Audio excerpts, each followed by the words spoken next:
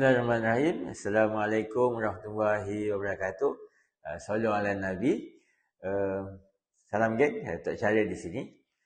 Ramai orang bila bekerja, dia cuba beranggapan kerja yang dia lakukan itu terhenti sama ada pada bos dia ataupun kat manalah lokasi kerja-kerja tersebut ditujukan ataupun disasarkanlah. Contoh, apa kerja kita photostat minit mesyuarat.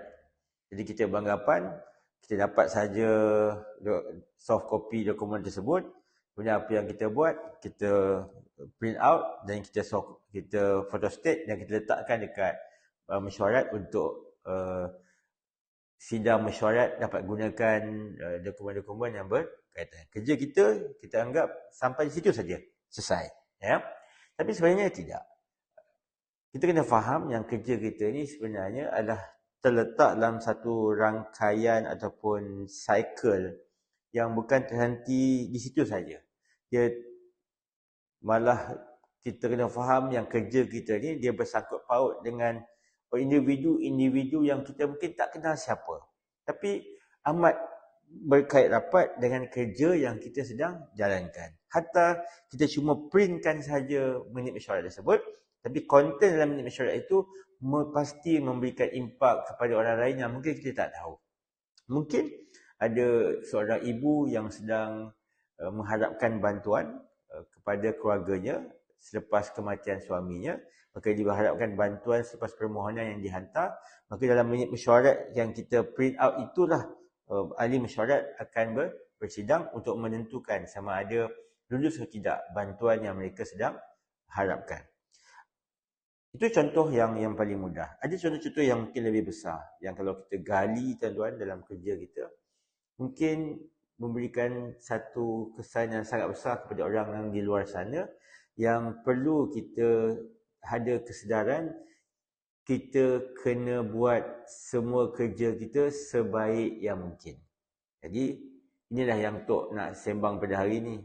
Kita nak faham dalam setiap kerja yang kita jalankan itu sebenarnya memberikan impak yang besar kepada keseluruhan rantaian kemanusiaan, sama ada yang kita kenal ataupun yang tidak kita kenali. Jadi dengan tanggungjawab amanah yang dia diberikan, maka Tok nak nasihatkan diri Tok dan juga sahabat-sahabat yang sudi bersama dengan Tok selama ini untuk kita buatlah kerja sebaik yang mungkin. Jadikan dia sebagai satu amanah dan kita jadikan dia sebagai satu ibadah yang sudah pastilah memberikan nilai kepada manusia yang lain, dan yang paling penting adalah nilai yang dipandang oleh Allah SWT dalam apa jua yang kita lakukan dan memberikan kebaikan kepada orang lain. Jadi sehubungan dengan itu, kita beriltizam. Apa sahaja tugasan yang kita diberikan, kita jangan hanya pandang dia di apa yang kita nampak. Kalau contoh yang Tok terangkan tadi, sekadar kita ingat kita print out minit mesyuarat saja, kita nampak yang tu saja. Tidak. Kita tembus lagi, jauh lagi dari sudut kemanusiaan. Setiap kerja yang kita jalankan itu ada amanah. Amanah itu memberikan harapan oleh orang lain, diberikan harapan oleh orang lain untuk menyelesaikan segala urusan-urusan mereka yang mereka harapkan. Jadi inilah sebenarnya motivasi kita dalam bekerja. Kita kena fahami kerja yang kita jalankan ini sebenarnya memberikan impak yang sangat besar kepada orang-orang yang mungkin kita tak tahu siapanya. Dengan bantuan yang mereka terima, dapat dipermudahkan segala urusan mereka. Ada orang dapat hantar anak sekolah, ada orang dapat bantuan untuk akibat sakit dan sebagainya.